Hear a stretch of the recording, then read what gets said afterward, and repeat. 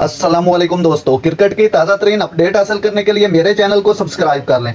पाकिस्तान बा मुकाबला Hindustan T20 world cup 2024 के तसादम के टिकटों की कीमतों पर तनाज़ा खड़ा हो गया।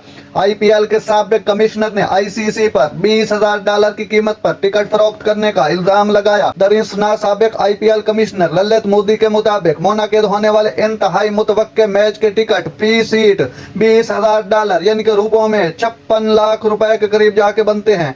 56 लाख के हिसाब से पेश किए जा रहे हैं टिकट आईसीसी की जानिब से। उनका मानना है कि इंटरनेशनल क्रिकेट काउंसिल आईसीसी खेल के फरोग के लिए मुनाफा को आगे बढ़ाने का इरादा रखती है। आईसीसी के मुताबिक मुकाबलों के टिकटों की कीमत 300 से लेकर $10,000 तक है। ये जानकर हैरान हूं कि आईसीसी डायमंड क्लब के 20,000 फी सीट के हिसाब से गेम के लिए फरोख्त कर रहा है। मजबूत मांग की वजह से भारत पाकिस्तान गेम की कीमतें पहले आसमान को छू चुकी हैं। कई ऐसे वाकयात हैं कि टिकट उनके इब्तदाई कीमत से 10 गुना से भी ज्यादा में फरोख्त होने लगता है। नाजरीन, ऐसी बर वक्त खबरें सुनने के लिए मेरे चैनल को सब्सक्राइब कर लें। अल्लाह हाफिज।